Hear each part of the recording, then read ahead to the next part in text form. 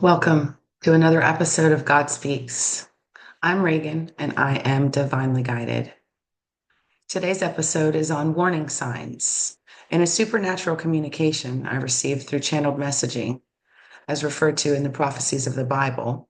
Some caution signs for all aboard. Imagine a ship, a boat, idle in the ocean. Other ships are passing by and continuing their paths as people do, not attentive nor aware of what is happening on the other ships or in other people's lives. Now imagine you see a boat sinking, sunken. Maybe you heard it on the news channel.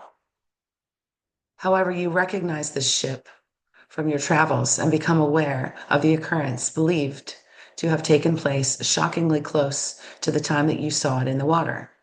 Stepping back from the reality of the situation and the emotions of loss and despair to sink in, no pun intended.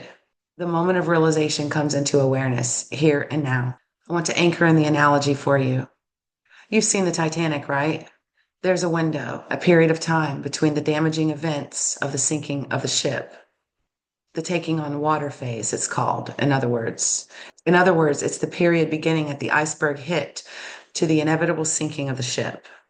See, in the Titanic, they were unaware as several ships passed by. However, the scenes from the boiler room simply indicate the clear knowing, and their only concern was panicked decision-making and likely far from the protocol of the situation. Life rafts for only 50% of the ship's passengers. Of course, ideally, so aboard this unsinkable ship, to which the architect who designed it replied, "I assure you, she can sink, and she will, in 4 hours." It was too late to call for other ships. Even the ones that had recently passed couldn't make it back in time. So they lost their best opportunity as the fun continued without any warning to the passing ships. The clarity of the message was the purpose of offering the best advice. Be careful which ship you board. Many of them has already begun taking on water, nearing the moments of sinking. And God goes deeper here. For deeper insight and clarity, what I mean when I say boarding. Boarding the ship could mean anything from the literal boarding of a, say, cruise ship, to any number of metaphorical references of mine in terms of life's daily encounters.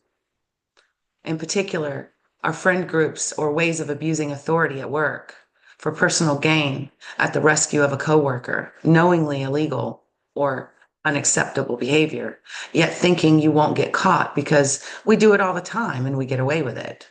So people often get comfortable. It's just the way things are done. What are you going to do about it? Then it begins to unravel like a ball of yarn and a playful kitten. One thing is for certain, God does not like ugly. So bet on this being a chronic fact. My hands are still clean. Check out the other ways you can access more content like this. Visit Reagan360.com and rebootwithreagan.com for more details. I do hope you'll subscribe if you haven't done so already. Comment, like, and share. Namaste, namasko.